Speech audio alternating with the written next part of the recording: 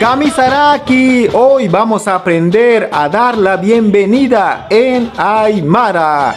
Bueno, sabemos que la nación Aymara, 1, es muy cordial y 2, es muy respetuosa en su lenguaje. Por eso el significado de bienvenido no es solo esa palabra, sino también mucho más, como qué bien has venido, eso en singular. Walid Kutaha, Hilata o Kuyaka.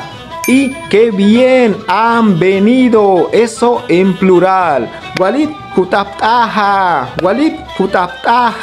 Hilatanaka o Kuyakanaka. Y bueno, ahora ya sabemos cómo dar la bienvenida en el idioma Aymara. Usémoslo hoy, mañana y siempre. Yuspagara, Hikisinkama.